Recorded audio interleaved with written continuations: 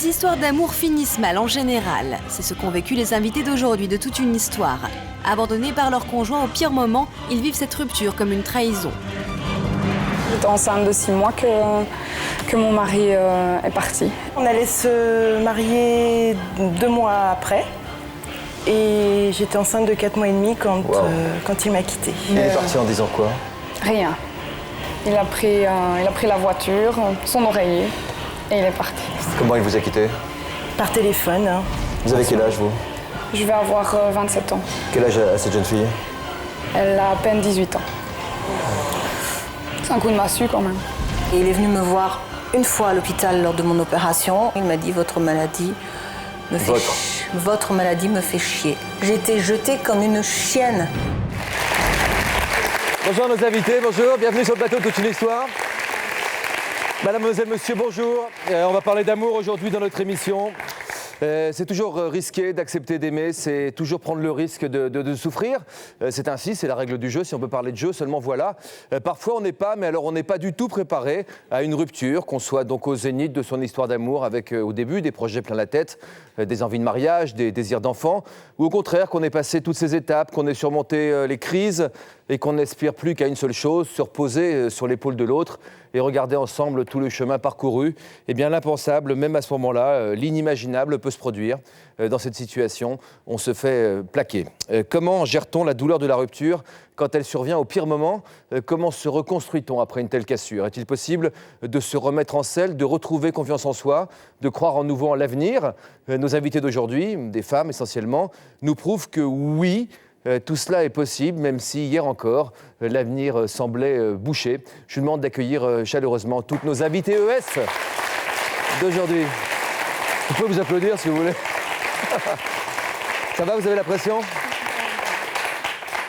Je me sens toute nerveuse. Ouais, un peu, ouais. Qu'est-ce que vous avez? Un peu le stress. Ah bon.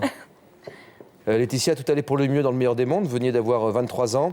Vous exerciez un métier qui vous plaisait, aide-soignante.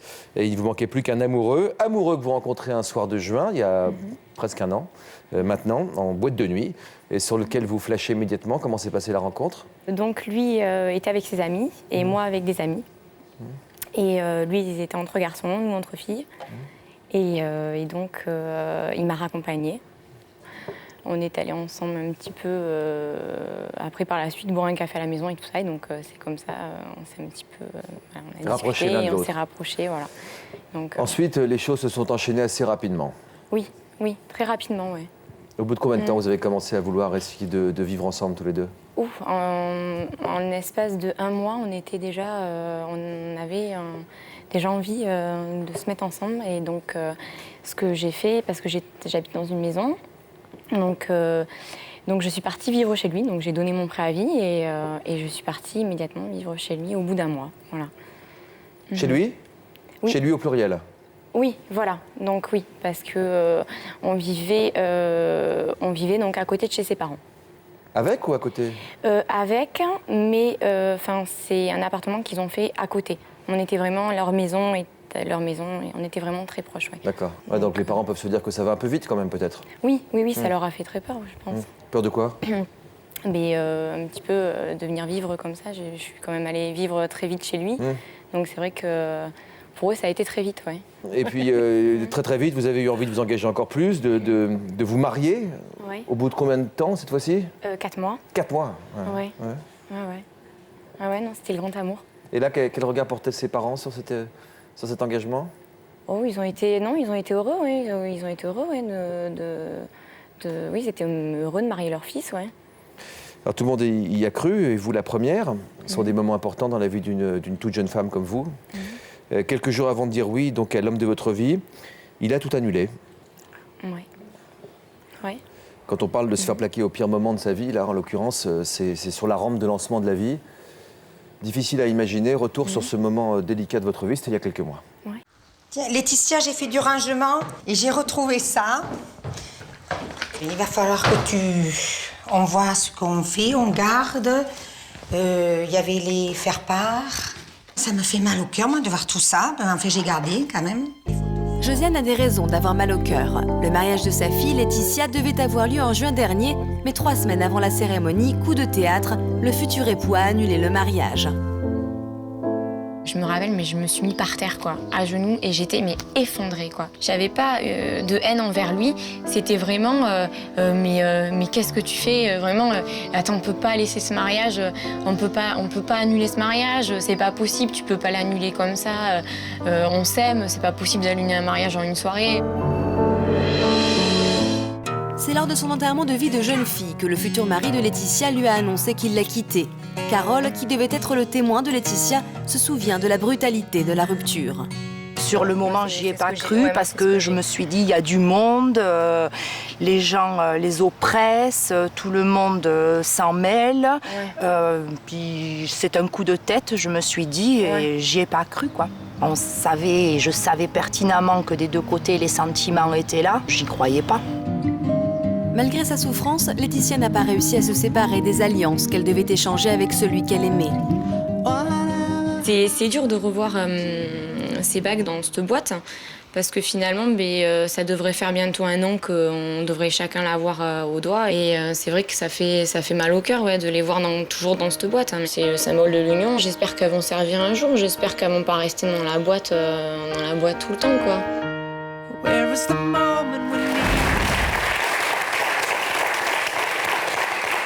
Ouais, ce sont des applaudissements d'encouragement. Ça, c'était il y a 1 an. Mais le soir même, qu'est-ce qui s'est passé? Je vais pas trop rentrer dans les détails, mais... Vous êtes engueulés? Oui, voilà, on s'est engueulés, ouais. Bon, quoi qu'il en soit, en tout cas, vous nous racontiez dans ce reportage, il a piqué une colère, il a décidé de dire qu'il annulait tout, vous êtes effondrés. Oui. Vous deviez vous marier quelques jours plus tard? Oui, on devait... Pas quelques jours, c'était 3-4 semaines après, ouais. Vous avez prévenu ceux que vous aviez invités quand même que... Alors, du tout. Mais alors, du tout. Vous n'avez pas prévenu que vous aviez annulé le mariage? Non, du tout. J'étais tellement effondrée et j'étais dans une souffrance telle que j'ai vraiment pas pu téléphoner à qui que ce soit. J'ai même une amie qui est venue se présenter à l'église et qui m'a téléphoné le 10 juin en me disant « Mais Laetitia, t'es où? Tu ne te maries pas aujourd'hui ?» Non, mais je comprends, vous étiez tellement sous le choc que vous n'avez pas pu prévenir tout le monde. Donc il y en a qui l'ont su par le bouche à oreille, des amis qui se parlent, etc. Oui, voilà, puis d'autres qui sont moins proches. Ma mère et puis sa famille à lui, donc ils ont pris les devants pour sa famille. Et puis ma mère, elle, a pris les devants pour ma famille. Donc il y en a certains qui sont passés entre les mailles du filet, si j'ose dire. Voilà. Ouais, c'est un moment un peu particulier, surtout que vous étiez dans un état d'hypersensibilité pour une autre raison. Le soir de cette fameuse fête entre amis, vous aviez annoncé auparavant quelque chose d'important dans votre vie à tous les deux. J'ai annoncé que j'étais enceinte et donc j'ai fait... disons que le matin et l'après-midi, j'ai fait mon enterrement de vie de jeune fille seule. Et lui, il était tout seul de son côté, donc avec ses amis. Et donc c'est vrai que j'ai fait mon test de grossesse juste avant. Là, donc il ne savait pas que j'étais enceinte et je comptais lui annoncer à l'enterrement de vie de jeune fille. Donc, et finalement, voilà, il l'a su après. On revient sur le dénouement de votre histoire, Laetitia, dans un instant, mais je voudrais faire réagir Ismaël sur cette double histoire, enfin cette histoire avec en tout cas 2 facettes. D'abord se faire, comment dire, plaquer, j'ai dit, je ne sais pas quel est le terme. Vous diriez quoi? Larguer, allez. Pas de dictionnaire des synonymes, mais presque, chacun a son terme favori. Donc quelques jours avant le mariage, alors qu'un bébé était en route, ça vous inspire quoi? Ça vous rappelle quelque chose surtout? Oui, ça me rappelle, oui. J'ai vécu la même chose. J'étais enceinte de 6 mois que mon mari est parti. A fui, je vais dire ça ainsi. Ça faisait combien de temps que vous étiez ensemble? Presque 10 ans. Donc, ça faisait 3 ans qu'on était mariés. Donc c'était un projet tout à fait imaginé désiré, ensemble. Comme on dit, oui. Dès qu'on s'est mariés, on a projeté avoir un enfant. On a mis un petit peu de temps pour que ça fonctionne, mais bon ben voilà, après 3 ans, ça a fonctionné. Elle était là. Il était très heureux, moi aussi. Bon, bah, c'était le premier en plus, donc c'est plein de nouvelles choses, etc., qu'on découvre au fur et à mesure. Comment il en parlait autour de lui, cet enfant? En fait, c'est lui qui l'a annoncé partout. Je n'ai pas su placer un mot nulle part. Donc, c'est lui qui l'a annoncé chez mes parents, chez les siens, chez son frère. D'ailleurs, il y a toujours une trace au plafond du bouchon de champagne chez son frère quand il l'a annoncé. Non, je pense qu'il était fier, qu'il était content. Et puis comme ça, il est parti. Oui. Vous êtes rendu compte que quelque chose se passait en lui de suffisamment fort qui pouvait remettre en cause tout votre amour, tout ce que vous aviez construit ensemble? Ou est-ce que ça vous est tombé dessus comme parfois ça peut tomber dessus, c'est-à-dire brutalement? J'ai vu qu'il était troublé, qu'il était distant et je comprenais pas pourquoi. Maintenant, je me dis, bon, ben, devenir papa, c'est pas simple non plus. Est-ce qu'il prend conscience de la chose et que ça le turlupine un peu? C'était il y a combien de temps? Donc, je suis tombée enceinte au mois de décembre. Donc, il est parti au début juillet. Donc, voilà. Donc, ma petite fille a bientôt 8 mois maintenant, donc voilà. Mais... Il est parti en disant quoi? Rien. Rien? Non, il est parti pendant la nuit. Donc, il a pris la voiture, son oreiller, et il est parti. Il est allé chez un copain, évidemment, là j'ai... Et après une dispute? Oui, en fait... oui, ça faisait quelques jours qu'on était... parce que je lui demandais, qu'est-ce qui se passe, qu'est-ce que tu as, explique-moi, j'ai besoin de toi, il faut que tu me suives, que tu m'accompagnes, moi je te vois perdu, parle-moi, parle-en. Il s'éloignait Il s'éloignait, oui, et puis j'ai découvert aussi qu'il communiquait avec une personne par SMS, soi-disant, oui, une jeune fille, on va dire. Donc... Comment vous en êtes rendu compte? Je l'ai surpris une fois, il a envoyé un SMS dans la salle de bain, assis sur la baignoire. Je trouvais que c'était pas tellement le lieu pour faire ça. Et puis il s'est tout de suite caché quand il m'a vu arriver. Mais j'avais déjà des doutes, quoi. Hein. J'avais essayé de fouiller son GSM, qu'il prenait la précaution d'éteindre chaque fois qu'il n'était pas tout prêt. Son portable? Oui. Non, je voulais comprendre avant tout, parce que bon, il avait peut-être des choses qu'il devait me dire et que, ben voilà. Des choses que vous pouviez régler, peut-être? Oui, voilà. J'espérais que des choses se règlent. Quel genre de choses, par exemple? Quelque chose d'incompris dans notre couple, peut-être. Mais je ne sais pas, vraiment pas. Pour lui, apparemment, notre couple ne fonctionnait plus. Et moi, je ne comprenais pas parce que moi, ce n'était pas le cas. Mais bien sûr qu'on avait des disputes de temps en temps, mais comme dans tous les couples. Vous avez une réponse à cette interrogation que vous nous avez dite en préparant cette émission? Non. Non, parce que j'ai été moi et On se demande si on a fait quelque chose de...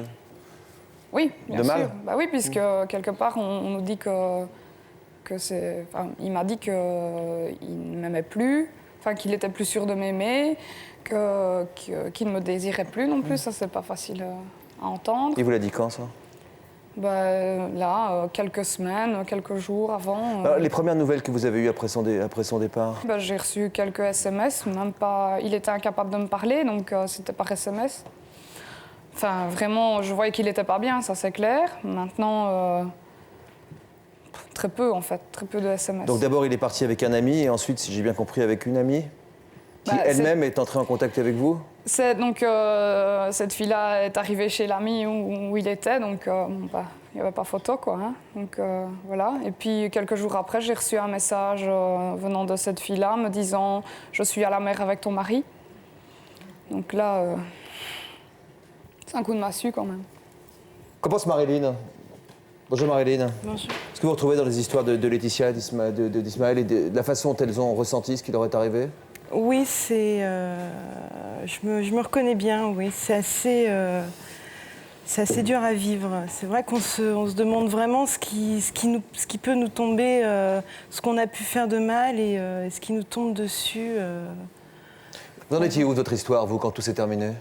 Nous, on allait se marier 2 mois après. Et j'étais enceinte de 4 mois et demi quand il m'a quittée. Comment il vous a quitté? Par téléphone. Hein. Qu'est-ce qu'il vous a dit? Qu'il annulait le mariage. Et vous étiez en train de vous préparer, vous, pour ce mariage? Oui. Je venais d'acheter les dragées, de la layette. C'était prévisible? Vous pouviez vous attendre? Enfin, je veux dire, est-ce que le climat avait changé entre vous? Absolument pas.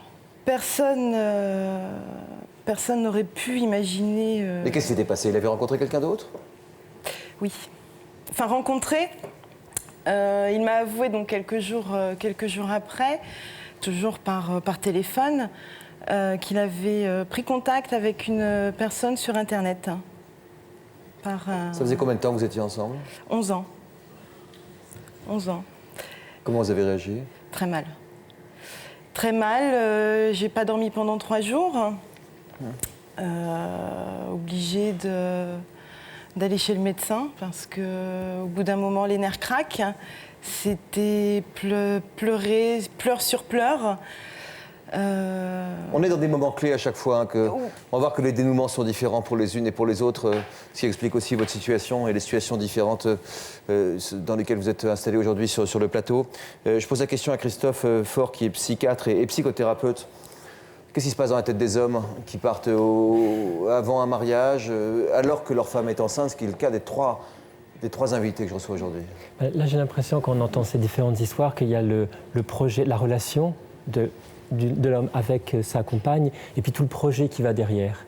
Et le projet qui va derrière, autant on pouvait investir la relation d'amour, autant le projet derrière, c'est devenir père, c'est devenir responsable de tout un ensemble de situations. Et peut-être ce projet-là, ce contrat tacite, il est peut-être plus honoré par la relation qui s'annonce. Il y a peut-être aussi des réactivations de peur du passé qui appartiennent à l'histoire de ces hommes qui vous ont quittés, qui se réactivent par le fait de se marier, d'être confrontés à le fait d'être père. Ça leur voit peut-être à leur propre père, leur souffrance de leur mère parce que leur propre père était complètement dysfonctionnel. Et donc il y a tout un contexte de la relation. Et se marier avec une femme avec laquelle ils étaient depuis longtemps, 10 ans, c'est ça pour Marilyn?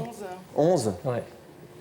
10 ans, c'est ce qui vous concerne. 3 ans, oui. Et déjà marié depuis 3 ans. Justement, c'est parce qu'il y a un changement dans les lignes de force de la relation. Et c'est ce changement dans le contexte de la relation qui fait que le conjoint peut dire non, je redéfinis la règle du jeu puisque l'ensemble se modifie.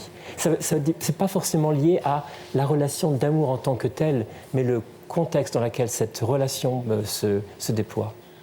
Il est vraiment parti pour une autre femme, Marilyn? Ça n'a pas duré avec cette personne. Il est parti pour une autre femme? Il est toujours avec, oui, mais je pense que c'était un peu une bouée. Vous avez quel âge, vous? Je vais avoir 27 ans. Quel âge a cette jeune fille? Elle a à peine 18 ans. On en parlera avec Laetitia dans un instant, on verra avec elle si vous avez perdu du temps à l'attendre. En ce qui vous concerne, c'est une histoire un peu différente de mes deux autres invités. On en parle juste après ce message de la rédaction. Regardez-le, il vous concerne peut-être. Dans ce cas, je vous recevrai bientôt sur ce plateau. Pour préparer l'été, vous faites un régime draconien. Vous êtes prêt à tout pour perdre du poids. En suivant un régime, vous avez mis votre santé en danger. Vous vous inquiétez pour l'un de vos proches qui maigrit à vue d'œil. Vous avez perdu l'un de vos proches qui suivait un régime. Pour nous raconter votre histoire, contactez-nous au 0820 16 30 15 ou connectez-vous sur le site de l'émission. Est-ce que ça vous est arrivé de connaître des problèmes sexuels dans votre couple? Comme tout le monde. Pas jusqu'à présent, hein. Ça viendra peut-être. Hein. En vieillissant, on peut peut-être avoir ce trouble, mais j'espère que non. Ça fait combien de temps que vous êtes ensemble tous les deux? 8 ans et on est mariés depuis 5 ans. Et depuis combien de temps vous n'avez pas fait l'amour? 2 ans et demi. Prochainement, toute une histoire recevra des couples pour qui les relations intimes sont difficiles et parfois même physiquement douloureuses. Pas moyen d'avoir des rapports pour l'instant. Non. Envisager, impossible, trop douloureux. C'est affreux. J'espère que quand même on vous a fait comprendre qu'il y avait moyen d'avoir une vie intime sans avoir pour autant de pénétration. Dominique, elle, a connu une révélation sexuelle à 49 ans grâce à sa rencontre avec Yvon. J'ai connu l'orgasme avec lui que je ne l'avais jamais connu avant. Voilà. Et ça pour moi, ça a été vraiment une découverte. Vous pensiez qu'une telle entente sexuelle était encore possible? Avant de le connaître, non. Mais bon, maintenant, je n'en reviens pas. Ouais, Yvan, il n'est pas peu fier.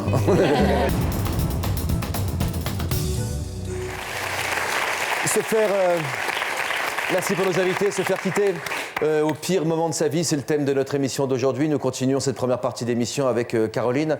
Comment se remettons d'une rupture, surtout lorsque celle-ci survient au moment où l'on avait le plus besoin de l'autre, on avait le plus de projets avec l'autre, quand on a construit. C'est un autre cas de figure que celui de nos invités, et pourtant c'est un cas de figure qui est aussi difficile à encaisser. Ça faisait combien de temps que vous étiez mariés au moment où vous êtes séparés? 33 ans. Qu'est-ce que vous aviez construit ensemble? Tout. C'est-à-dire? On s'est connus étudiants, on partait de rien, vraiment de rien, parce que lui, ses parents divorçaient, et moi, j'ai des parents qui mouraient doucement. Mouraient véritablement? Oui, ma mère était atteinte d'un cancer, je ne le savais pas encore à ce moment-là, et mon père, après, est mort quelques années, 3-4 ans après maman. Et puis on a tout construit. Tout, absolument tout. Vous étiez institutrice, vous êtes devenue directrice d'école. Oui. Chacun a progressé dans sa vie. Tout à fait. Une maison, des enfants? Oui, de grands enfants, 34 et 30 ans. Un chien? 2 chiens, Pardon, 2 magnifiques labradors, vous savez, c'est le bonheur. Quand même pas un noir et un blanc. Si. Ah bon, d'accord. Une voiture? Ah, 4. Enfin, ça ressemble à une pub, quoi. Oui, mais c'était la vérité.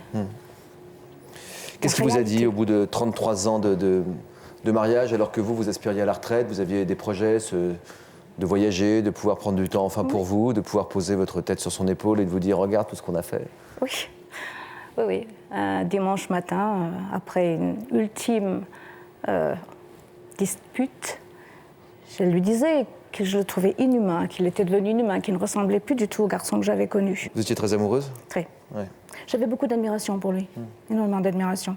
Et puis on avait tout bâti, on s'est connus enfants pratiquement, enfin enfants. On avait 20 ans, 21 ans, quoi. 22, on s'est mariés. Oui, tout jeune, donc vous l'avez vu monter, progresser. Oui. Et puis il savait ce qu'il voulait. Et puis moi aussi, je savais ce que je voulais. Donc à 55 ans, vous dites que le ciel vous est tombé sur la tête, de quelle façon? Qu'est-ce qui s'est passé? Eh bien justement, ce fameux dimanche matin, alors que je venais de lui dire qu'il était inhumain, je l'ai suivi jusque dans la cuisine. Il me tournait le dos, il a posé les 2 mains sur le granit de la cuisine et il s'est tourné, il m'a dit « Mais tu ne comprends donc pas que j'en aime une autre ?» Et alors là, ça c'est... Le ciel m'est tombé sur la tête, oui. Je ne voulais pas le croire, je disais « Mais enfin, c'est incroyable, c'est comme dans les films, c'est comme au cinéma, c'est comme... Au théâtre. Sauf que c'était une mauvaise pièce. C'est comme ce grand frisson qui descend le long du corps. Ah oui, c'est... Vous l'aviez imaginé, ce cas de figure? En fait, je crois que je refusais de voir... Enfin, je refusais d'admettre, parce qu'il était très, très dur. Et vous savez, les femmes, on a une espèce de 6e sens. Hein. On se dit, c'est pas normal d'être aussi dur comme ça. Et je lui disais, mais enfin, dis-moi pourquoi tu étais comme ça. Et je lui ai dit, à un moment donné, plusieurs fois, je lui ai dit, tu dois avoir une femme dans ta vie. Je disais même un peu trivialement, tu as une femme dans la peau. Et à ce moment-là, il me disait « Mais non, mais arrête de te raconter des histoires, arrête, je t'en prie. » Voilà, il avait des attitudes curieuses, il partait dans le bois, il avait une lampe frontale, et à ce moment-là, je l'ignorais qu'il communiquait avec cette femme, puisque c'est une femme, bien sûr, en envoyant des SMS. À ce moment-là, j'ignorais, je trouvais qu'il avait une attitude bizarre, mais moi, je me dis « Tiens, il n'est pas bien ». Je mettais ça sur le compte d'un espèce de ras-le-bol. Il ne voulait pas vieillir, un garçon. La retraite, il la voyait de la même façon que vous? Ah, pas du tout. Pour lui, la retraite, c'était la mort, il le disait. Hein. Non, là, puis tu vas être toujours sur mon dos, quelle horreur. Il disait il avait ce genre de réflexion. Vous ne regardiez plus dans la même direction, quoi. Ah, plus du tout. Mais je me cachais, je ne voulais pas voir la vérité, en fait. Hein. Vous avez connu d'autres hommes dans votre vie? Non. Non, j'en ai connu avant. Avant lui, mais c'était l'homme de ma vie. Armelle, à une période de votre vie, vous aussi, vous avez eu besoin de soutien. Enfin, vous avez été à un moment clé de votre vie, vous avez été malade.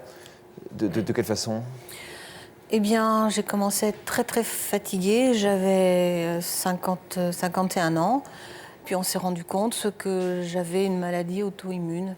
Donc, en l'espace de 7-8 mois, on m'a fait de nombreuses explorations. On a découvert des nodules à la thyroïde, après des cafouillages dans les globules. On m'a fait des marqueurs et tout. Et on s'est rendu compte que c'était Tchernobyl.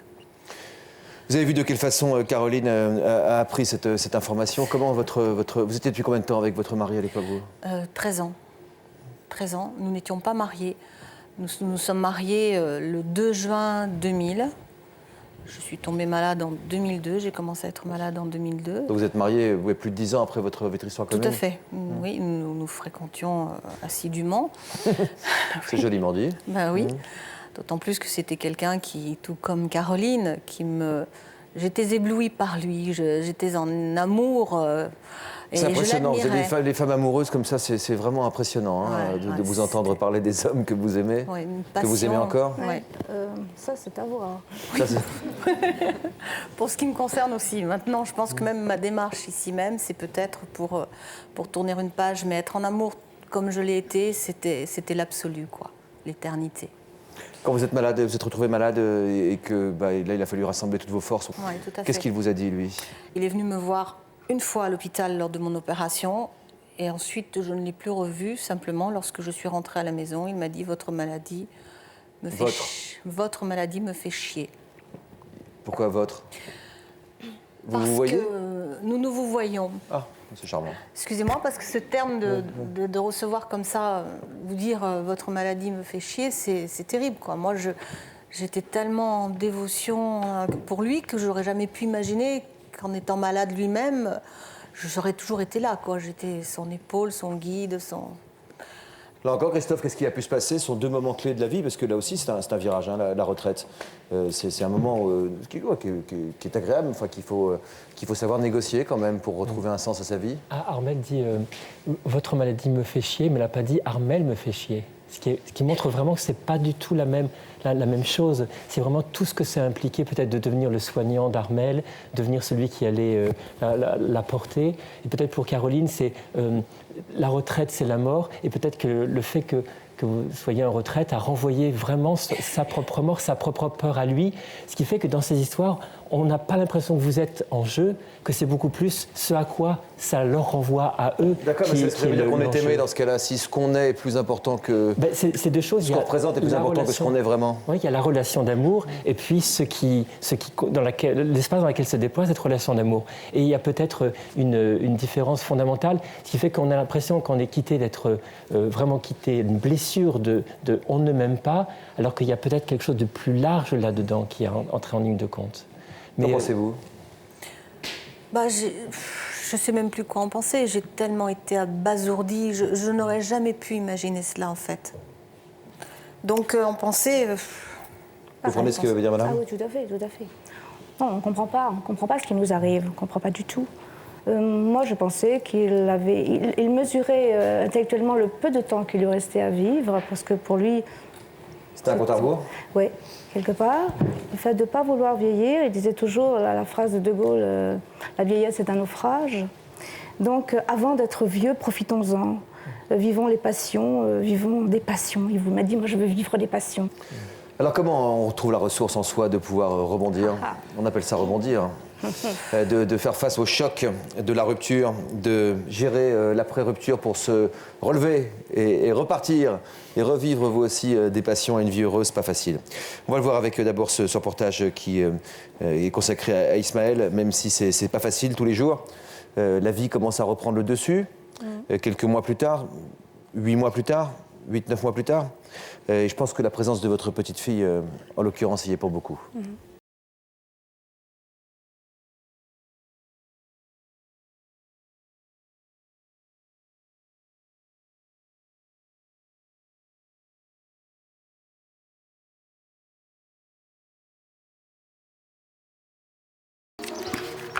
Et je peux à nouveau dire bienvenue chez nous, mais ce ne sera pas le même chez nous. Voilà. Tout avait bien commencé entre Ismaël et celui qu'elle pensait être l'homme de sa vie.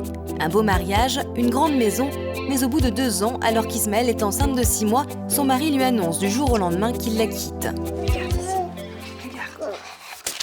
C'est papa. Oh, doucement. Regarde. Quand on s'est mariés, tu vois? Quand je vois les photos, il n'y avait rien qui pouvait montrer que ça allait se passer comme ça. Quand on a compris que j'étais enceinte, bah oui, on était contents. C'était, je pense, voulu des 2 côtés. Voilà, ma chérie, c'est prêt. Quand je suis sale et que je peux... C'est de toucher dans sa personne, hein, être lâché comme ça. On se dit qu'on n'en vaut pas la peine. Que tout compte fait qu'est-ce qu'on est. C'est une grosse crise d'identité. Moi, j'ai perdu toute ma confiance en moi. Hein. Il n'y a qu'auprès de ses parents qu'Ismaël trouve un peu de réconfort. Inquiète pour sa fille, Bernadette aimerait qu'Ismaël déménage et quitte la maison qui la rattache à l'homme qui l'a tant fait souffrir. C'est toujours dans tes projets de garder cette maison? Je voudrais bien, parce que bon, je me vois mal redéménager avec elle maintenant et tout, puis je me suis tellement impliquée dedans. J'ai pas envie de tout recommencer, quoi. C'est déjà assez difficile de recommencer à zéro au niveau solitude et tout ça. Elle avance, je vais pas dire sereinement, mais elle fait une chose après l'autre. La petite est bien, elle la gère bien. C'est pas simple. Moi, j'ai vu ses premiers mois, c'était dur.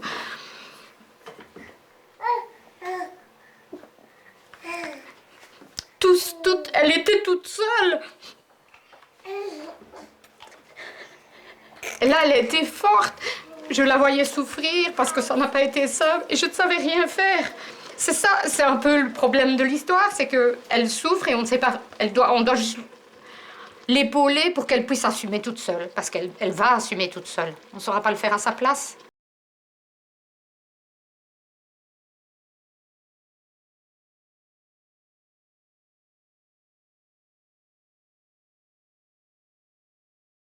C'est vrai que oui, c'est dans mes projets parce que je crois que c'est enfin, il y a un jour je me dis je suis bien toute seule, j'arrive bien comme ça, on est bien nous deux, etc. Mais il y a quand même un gros manque affectif. Hein. Ça, c'est vrai, je voudrais compter pour quelqu'un, quoi. Pouvoir me reposer sur quelqu'un aussi. Et... Bah, c'est sûr que je voudrais que quelqu'un me dise que j'en vaux la peine et qu'il voudrait reprendre une route avec moi. Oui, c'est sûr. C'est pas une question que tu dois te poser, tu en vaux la peine. Hein? Oui, je sais, oui, mais bon, il faudrait que quelqu'un le voie. Mais bon. De retour chez elle, et comme tous les soirs depuis 7 mois, Ismaël monte seul coucher sa fille. Vient alors le moment le plus difficile de la journée, où tout refait surface. C'est difficile le soir seul comme ça, parce que le soir c'était le moment un peu privilégié qu'on avait tous les deux, donc c'est un peu nostalgie, quoi.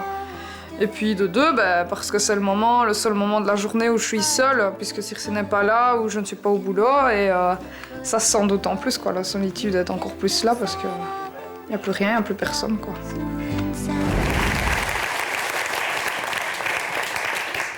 Comment on peut réagir à une histoire pareille, mademoiselle? Moi, je trouve ça injuste, tout simplement. C'est pas normal de faire ça. Faut qu'elle se batte pour sa fille. Parce que c'est lâche. Mais je pense qu'ils sont... Enfin, dans toutes ces histoires, ils sont tous pareils, quoi. Il y a un moment dans leur vie où ils ont besoin de... De se prouver qu'ils sont jeunes, encore? Ouais.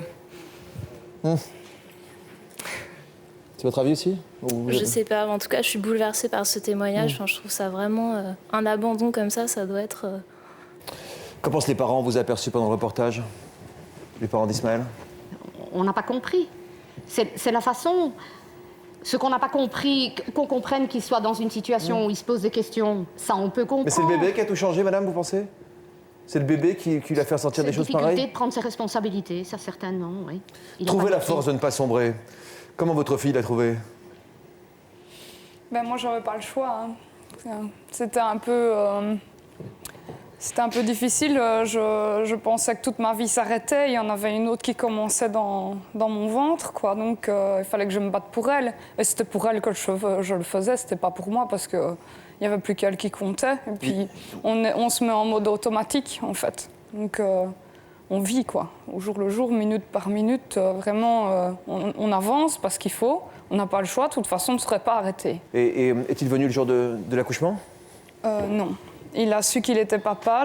D'ailleurs, je l'ai appelé sur son GSM quand elle est née, quelques minutes après, parce que je pense que c'était une des personnes qui devait être le premier au courant. Et je suis tombée sur la fille avec qui il était. Elle n'a pas voulu me le passer. Donc il n'a pas su de ma part qu'il était papa. Il l'a appris par un autre ami que j'avais contacté pour qu'il lui dise. Donc il est venu la voir seulement le lendemain. Dans quel climat? Très tendu, mais bon, moi je laissais porte ouverte, c'était normal, c'était son papa. Quel lien vous avez gardé aujourd'hui avec cet ex? Il n'y en a pas. Je l'ai aperçu de temps en temps. Maintenant, il voit sa petite fille chez sa maman parce que je m'oppose à ce qu'il la reprenne chez lui parce que je ne crois pas qu'il en est capable. Et puis j'ai fort peur de cette fille encore, de ce qu'elle pourrait faire à cet enfant qui me ressemble tant et qui était issu de notre amour passé. Quel lien vous avez gardé, Caroline, avec votre ex-mari avec qui vous avez partagé plus de 30 ans de votre vie? Aucun. Nous nous parlons par avocat interposé.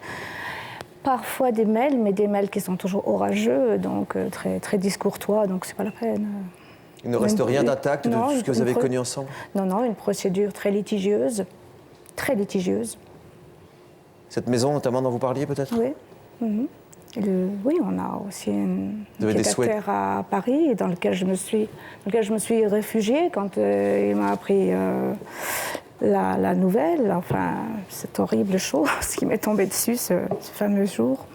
Je suis partie, j'ai quitté cette maison et je suis venue me cacher dans l'appartement de Paris. Mais c'était l'été et puis j'étais toute seule. Enfin, n'étais pas franchement toute seule. Ma fille m'a aidée à ce moment-là. Ma fille Clémentine m'a aidée à ce moment-là. Vous soutenir? Oui, elle m'a soutenue physiquement, jusqu'au moment où elle n'a pas pu, parce que c'est très délicat. C'est très délicat de voir sa mère sombrer, même quand on a bientôt 30 ans. C'est très, très difficile. Et c'est normal, je me mets à sa place. Vraiment, je ne lui en veux pas. Il y a un moment où elle ne pouvait plus, non, ça? Elle a lâché. Elle a lâché. Et j'étais seule, j'étais vraiment seule. Et puis à Paris, au mois d'août... Il faut avoir des envies touristiques pour être... Oui, juillet, août, oui, d'abord juillet. Ça ne m'empêchait pas de prendre ma voiture et puis j'ai jamais autant roulé que cette année-là. J'ai fait 5000 km. J'allais à droite, à gauche, devant, derrière. Enfin, je ne savais pas très bien ce que je faisais. C'est la folie, vous savez, on devient fou, je crois. Quand vous arrive un truc comme ça, on devient fou. Et moi, je crois que j'ai dû passer par des moments de folie. J'avais des angoisses folles, j'avais des suées, je dormais mal. J'étais un zombie, j'étais devenue un zombie. Comment vous avez été soutenu? Qui vous a soutenu, vous, pendant cette période où vous deviez vous battre contre votre maladie et en même temps, vous n'aviez plus votre grand amour à côté de vous? Oui, d'abord, je dois dire que dans la même configuration de Caroline, entre-temps, il a rencontré une jeune femme de 30 ans. C'est une maladie, ça aussi, visiblement, et contagieuse. Ouais. Là. Et en 2 ans, j'ai été hospitalisée 18 fois sous perfusion, pompe à héparine avec cette maladie. Donc j'ai toujours des traitements tous les 2 jours, prélèvements et compagnie. Mais j'ai eu l'aide et le soutien tout d'abord de mes enfants, de mes 2 filles, plus particulièrement ma fille Alicia qui vivait avec moi.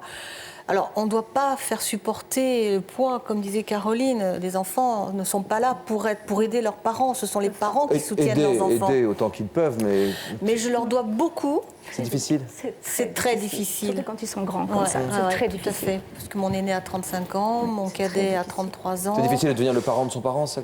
Oui, tout à fait. Je voulais expliquer aussi que dans notre cas, du moins quand on est confronté à la maladie et la rupture en plus, il y a tout d'abord le choc. C'est vraiment... Ensuite, il y a l'interrogation, c'est ça, la résilience, parce que c'est très important d'accepter.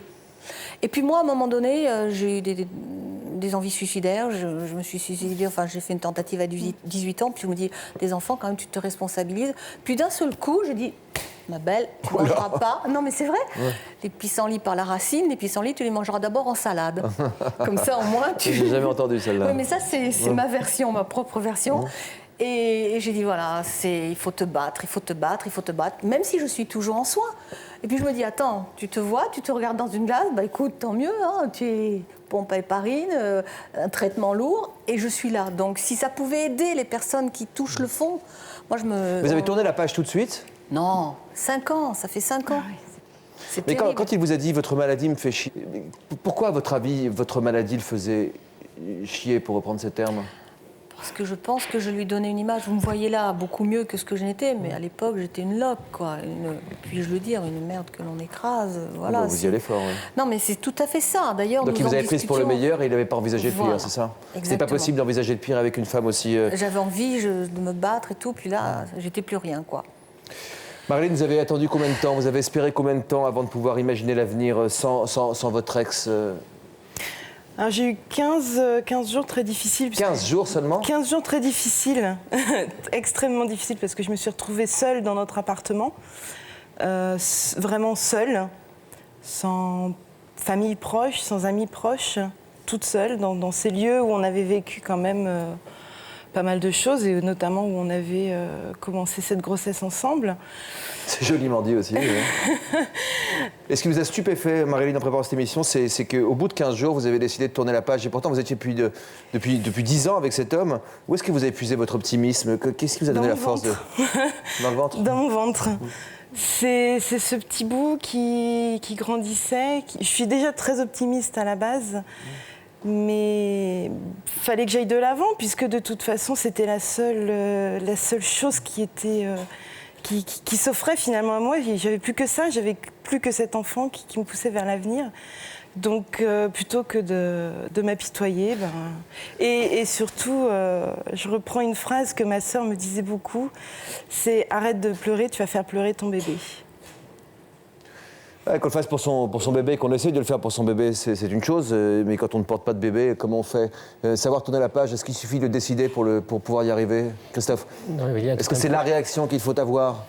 C'est de toute façon, en tout cas, la réaction la plus appropriée, manifestement, pour cette dame. Mais c'est vrai que là, on parle d'identité. Il y a vraiment eu, Ismaël le disait tout à l'heure, là, il y a vraiment une crise d'identité. Et après, il y a un choix à faire. C'est quelle identité, sur quoi je veux me reconstruire? Identité en tant qu'épouse ou identité en tant que maman? Ce qui permet vraiment une question de survivre. Vraiment, l'identité, c'est vraiment le cœur de soi-même. Alors, on peut puiser l'énergie dans la maman qu'on va être, oui. mais il ne faut pas oublier qu'on est une femme aussi, oui. Mais s'il y a la maladie, c'est clair que là, après, il y a un changement d'identité épouse ou l'identité pour moi. Et c'est peut-être un énorme service, en fait, que la personne qui quitte rend sur le long terme. On met du temps à s'en rendre compte que c'est un service, sur le long peut-être. terme. 5 ans. Sur le long terme. 5 ans. Parce qu'on se rend compte qu'il y a des ressources, qu'on a puisé des ressources qu'on n'imaginait pas du tout. Et après, il y a une construction d'identité et d'une estime de soi qui transcende même, qui est presque le cadeau que nous a fait cette personne en partant. C'est tout à fait vrai. Ouais, et on m'appelle The Survivor, mais quelque part. Et je vous dis, on s'en sort, quoi. Il faut dire aux personnes qu'on peut toucher le fond, mais sachez qu'on peut s'en sortir. C'est important ce que vous dites. C'est très important. Et on peut y trouver une force qu'on ne connaissait pas. Exactement. Des ressources en soi vous arrivez à l'imaginer aujourd'hui, Caroline? Oui, oui. Quand on me le disait, je ne le croyais pas. Franchement, quand on m'a dit ça, on m'a dit, tu vas voir. Tu vas voir, tu vas trouver... Oui, oui. Et puis, les conseillers ne sont pas les payeurs, vous savez bien. Donc, non, j'y croyais pas. Mais maintenant, j'y crois. Maintenant, j'y crois. Quoi qu'il en soit, une fois le choc passé, ça peut prendre des mois, ça peut prendre des années, ça peut prendre quelques semaines. Tout dépend de la personnalité et puis de l'histoire personnelle de chacun et de là où on en est dans sa vie aussi, évidemment. Hein. Il faut à nouveau, en tout cas, penser à l'avenir. C'est pas possible de faire autrement. C'est pas possible de dire qu'on s'arrête de vivre. Alors vous, Caroline, vous l'avez dit, pleuré toutes les larmes de votre corps. Oui. Vous avez eu ces moments où vous êtes sentie au bord de la folie avec des gestes violents, des cris. La rage au cœur, oui. La haine. Je voulais même le tuer. Je l'ai dit d'ailleurs, un jour je te tuerai. Et vous savez, c'est des mots qui dépassent. C'est des mots qu'on dit, mais on ne pense pas vraiment. Non, je lui veux aucun mal. C'est le père de mes enfants, je lui veux aucun mal. Et aujourd'hui, vous pensez à nouveau à l'avenir. Reportage. Oui. Bonjour Madame Caroline, comment allez-vous? Ben moi aussi, je vais bien. Je m'inquiète tous les week-ends et je pense à vous. Mais vous en faites pas, ça ira mieux avec tout le temps. Et de toute façon, vous savez, votre mari peut-être il va regretter, il va dire ah mince, j'ai fait une bêtise. Non, mais ne vous inquiétez pas. Allez, bon courage. Merci. Et à bientôt. Et gardez votre beau sourire. Au revoir. Caroline a 57 ans. Il y a 2 ans, au moment tant attendu de la retraite, son mari lui annonce, après 35 ans de vie commune, qu'il la quitte. Après avoir sombré pendant 1 an, elle apprivoise peu à peu sa nouvelle vie. Mais certains moments de la journée viennent encore lui rappeler sa solitude. Quand avant je mettais 2 assiettes, là effectivement je n'en mets plus qu'une. Oui, c'est un moment difficile. Psychologiquement, c'est un moment difficile, le moment du repas.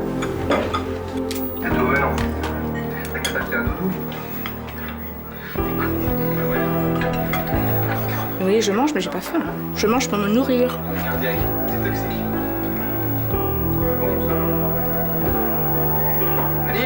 En fait, ce que je ne voudrais pas, c'est être ce qu'on appelle ces vieilles dames, vous savez, qui sont toutes seules face à leur télé. Et je n'ai que 57 ans et moi, je veux pas être une vieille dame. Voilà. Parce que moi, cette vie-là, je ne l'ai pas voulu. Hein. Je m'étais mariée pour vivre avec mon mari, avec le père de mes enfants jusqu'à la fin de mes jours. Difficile pour Caroline d'admettre son nouveau statut de femme seule. Son amie Agnès, qui l'a toujours connue mariée, a elle aussi du mal à s'y faire. Vu de l'extérieur, vous étiez vraiment un couple uni, fusionnel, tout allait très bien. Personne n'aurait imaginé une issue aussi dramatique. Et comment tu imagines demain, la suite? À mon âge, c'est très difficile de refaire sa vie. Parce qu'on plaît à des très vieux monsieur ou à des très jeunes. Mais rarement dans cette tranche-là d'âge. Bon, j'ai essayé.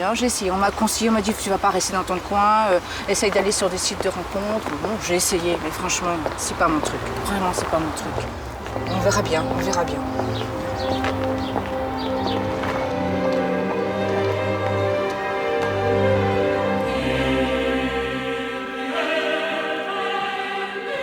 Caroline est très croyante. C'est sa foi qui l'a aidée à traverser ces moments difficiles.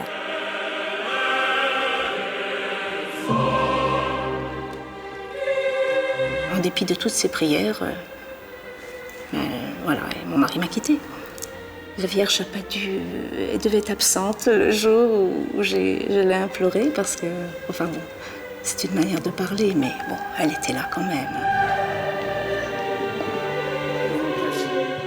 C'est le père Shafik qui a accueilli Caroline quand elle était au plus mal. Depuis, ils se revoient régulièrement. La vie ne s'arrête pas avec une blessure. Je suis ravi de vous trouver comme ça, avec votre sourire, votre joie, votre espoir. Oui. C'est Le sourire fini. est revenu, oui. Je l'avais perdu, ce sourire. Il est revenu, c'est vrai. C'est vrai. Oui, c'est vrai, il est revenu. C'est tant mieux.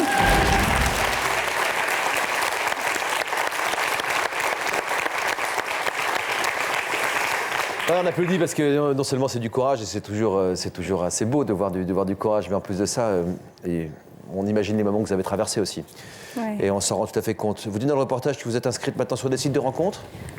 Oui. Vous trouvez quoi? Des petites 18 ans et des vieux de 120 ans, ou vous arrivez à trouver un peu au milieu? Je préfère ne pas en parler parce que c'est extrêmement décevant, de manière générale.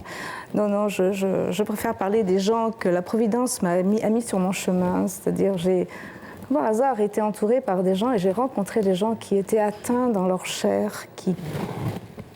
Comme j'ai oublié ton prénom. Armel. On souffrait dans leur chair, étaient confrontés à la mort. Et j'en ai vu un grand nombre comme ça. Et ça m'a donné du courage. Parce que je me suis dit que ce qui m'arrivait n'était rien au regard de ce que ces gens-là pouvaient, avaient. Et ils devaient lutter contre l'irrémédiable, l'incontournable. Et je me suis dit, ma vieille, il faut que tu te relèves. Parce que toi, c'est rien. Parce que moi, j'ai connu une femme qui a... d'autres encore, qui avaient non seulement eu le même problème que moi, mais qui en plus avaient perdu des enfants et qui en plus avaient des soucis de santé énormes.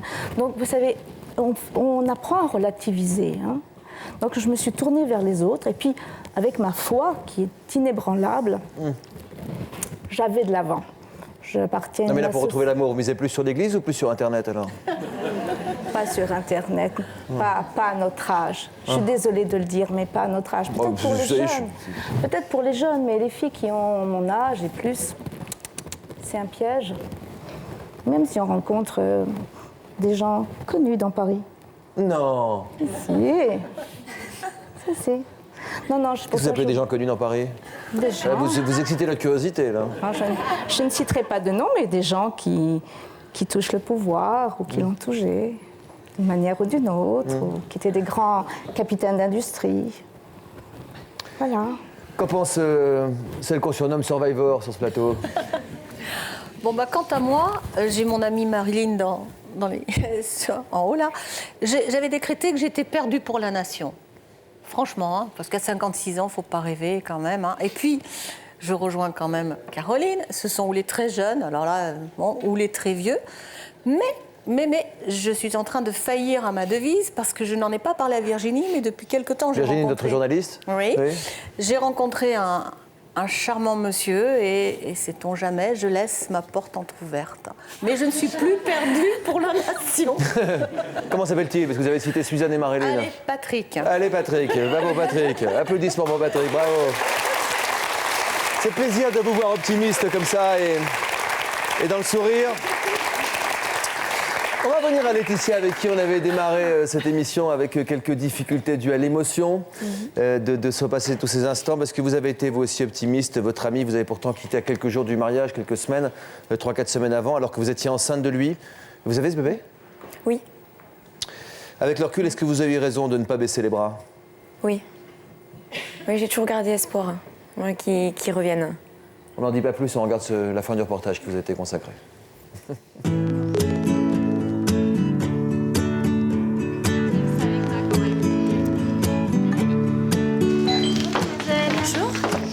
Mademoiselle Moulinier? Oui, je vous reconnais. Oui, oui, parce que ça fait déjà 1 an. Donc, oui, donc je viens voir avec vous si c'était possible de faire un essayage. Avec plaisir de vous revoir. Bonjour. Si Laetitia revient essayer sa robe aujourd'hui, c'est qu'elle espère secrètement se marier. Et pour de vrai cette fois.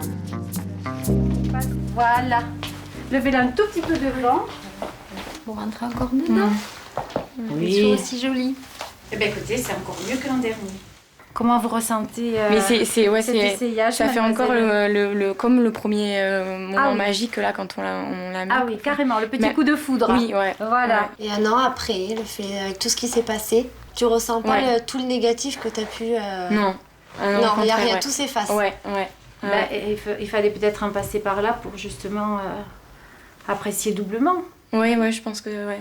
Cette robe, j'ai pensé que je la mettrais plus, quoi. À un moment donné, j'ai quand même... Et j'attends qu'il me fasse sa demande, mais... Vous pensez que ça va se concrétiser incessamment sous peu. Ouais. Vraiment... Waouh, chérie! Symbolique. C'est la première fois que tu l'as. Bah attends, là d'un seul coup, ça y est, je te vois comme ça. Ah non, allez. Sans les larmes de joie, allez. Ça. Mais bon, il faut bien que... Ouais, ça symbolise un peu moi et Mathieu, quoi. Notre union, donc.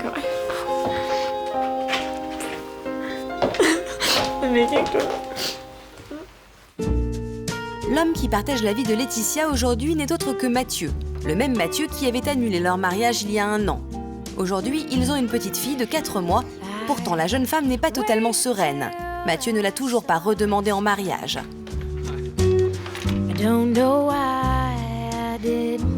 Qu'est-ce que pour toi, qu'est-ce qu'elle symbolise pour toi, cette alliance? L'amour qu'on avait avant et qui est toujours. Et à l'heure d'aujourd'hui, si tu te réengages avec moi, est-ce que tu es sûr de toi? Oui, sûr, oui. Oui, mes sentiments que j'ai pour toi, ils sont forts. Je sais pas, on s'est engagé avec la petite, on est toujours ensemble. Laetitia n'est pas rassurée. Elle attend toujours la demande en mariage qui pourrait lui permettre de profiter pleinement de son bonheur. Mais Mathieu cache bien son jeu. Au bout de 8 mois, il s'est enfin décidé. Alors qu'elle ne s'y attend plus, Laetitia risque d'être surprise.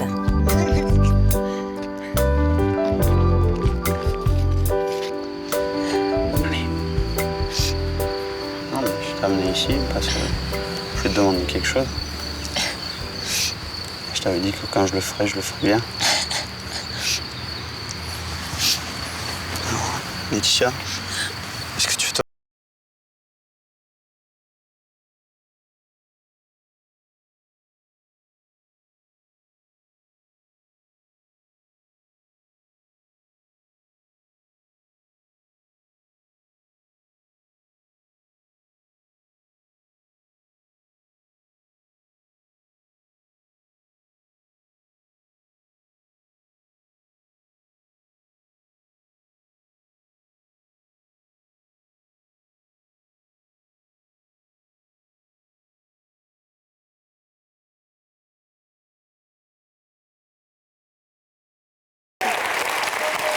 Et je demande d'accueillir Mathieu.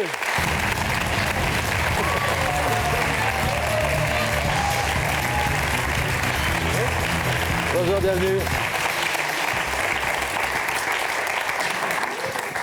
C'est sympa ça. Ouais. Pas trop loin. Pas moyen quoi. Vous voyez, quand on vous disait les jeunes, regardez, il s'est rapproché de moi.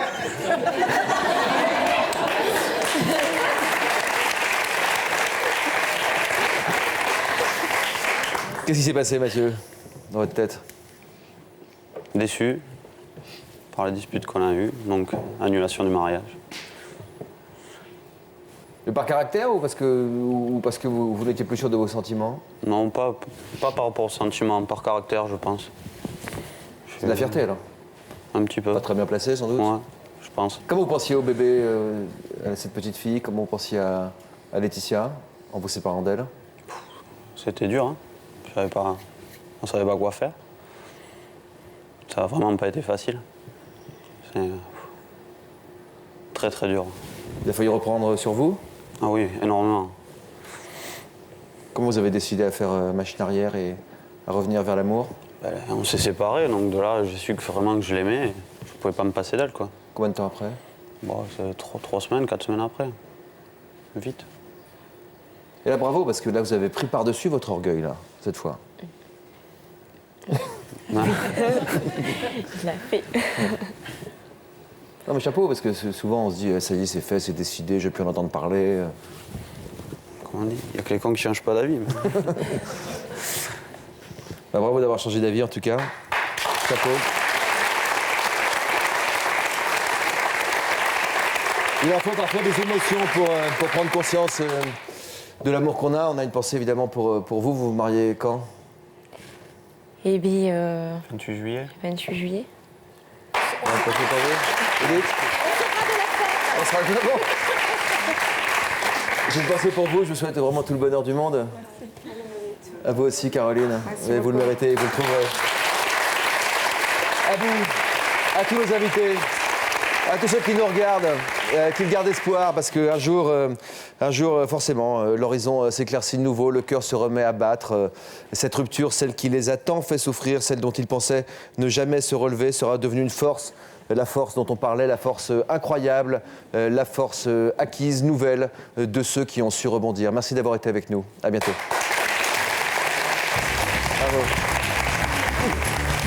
Ça va ?